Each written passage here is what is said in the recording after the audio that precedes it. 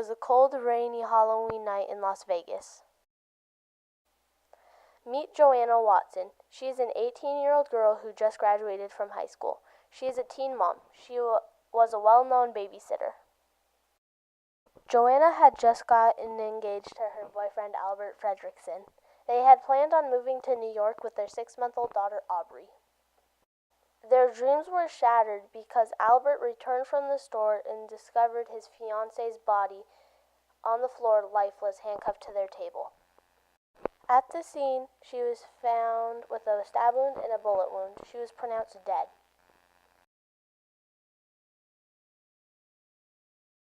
When we found her at the scene, she had a stab wound to her chest and multiple gunshot wounds from a double-barreled shotgun. When the police questioned the neighbors, they claimed to hear the two fighting the night before Joanna's death. We had a couple leads, and we were actively trying to apprehend this suspect before he could do something terrible again. Please state your name for the record. My name is Sandy Beach. On the night of Halloween, my sister and I were sitting watching television, and I thought we heard a scream, but that's Halloween. So we went to the window, I went to the window, and I saw a man coming out of the house next door, and he had on a black mask, and I thought he had a knife in his hand, but it was Halloween, so people get dressed in costumes. And that's all I saw, and that's all I heard. Thank you, ma'am.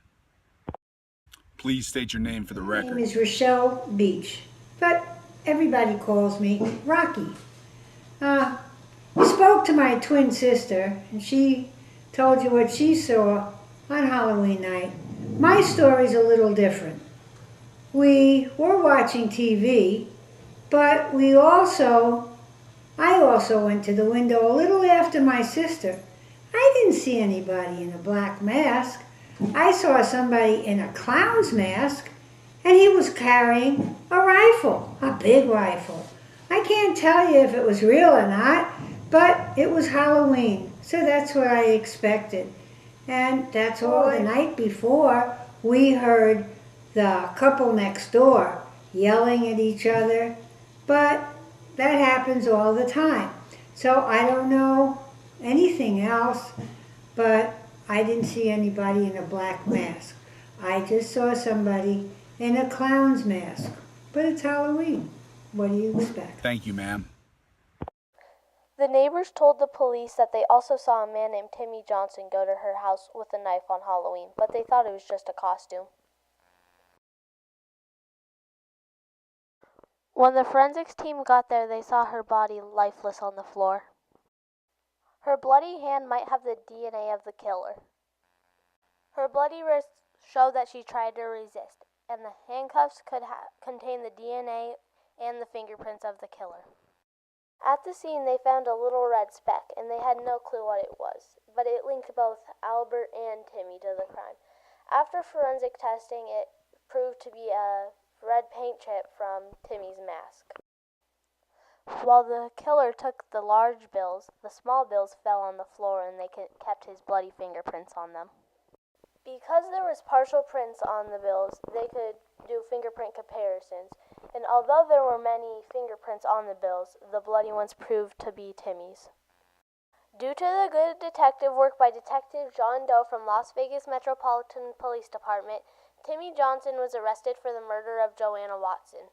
After they interrogated him and said they would reduce his sentence if he told them where the murder weapons are and how much money he's stolen, he didn't comply. Because he left it up to the jury to decide his fate, once again the prosecutor displayed the weapons found by the detective. The knife was found in the garden, and the blood on it was tested to see if it matched the victim's. It was positive. The rifle was also found in the garden, and the way they tested it was firing it and compared the bullet striations to ones found at the scene. They matched. Both the knife and the rifle, and as well as the cauldron, had Timmy's fingerprints on them. And the candy was very bloody and had both Timmy and Joanna's blood on it. The handcuffs and the cauldron were found at the scene, and the handcuffs had the blood of Joanna and the fingerprints of Timmy on them. In order to convince the jury of Timmy's guilt, the prosecutor decided to do a reenactment of the crime. After the last trick-or-treater came, Joanna forgot to lock the door and someone came in. He threatened to kill her unless she gave him candy and money. He didn't like the offer she made, so he threw some candy at her, which knocked her down. After a struggle, he finally handcuffed her and dragged her to the table, where he then handcuffed her to the leg of the chair and the table. She laid on the floor pleading to save her life for the sake of her baby and her fiancé. He then became very angry and shot her multiple times and stabbed her to make her be quiet.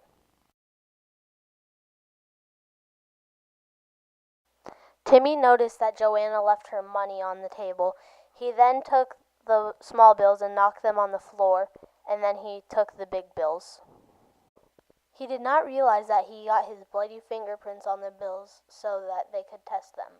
He was about to leave until he realized he did not take any candy and he forgot his knife.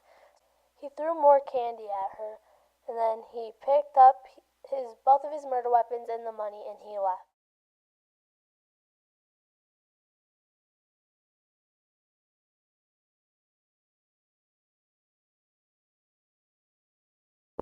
Once again, the prosecutor pleaded with the jury to find Timmy Johnson guilty with first-degree murder for Joanna Watson. It only took the jury 6 hours to find that Timmy Johnson was guilty with the murder of Joanna Watson. After the judge read the verdict, the jury made the final announcement. Timmy Johnson was going to go to jail for the rest of his life on an account of first-degree murder of Joanna Watson, and he was there for life with no parole. Thanks to the fantastic detective work of Detective Doe, the case was now solved. Timmy Johnson was sentenced to life, and he revealed that his motive was jealousy of her fiancé, Albert Fredrickson. Although Sandy Beach testified that Black Mask Guy was leaving the scene, forensic evidence proved that he was not guilty. Thanks to the testimony of Rocky Beach, she placed Timmy at the scene, which then resulted in him getting convicted of murder. Although the conviction of Timmy cannot bring Joanna Watson back to life, it can make her family rest in peace knowing that nobody else can get hurt by this man.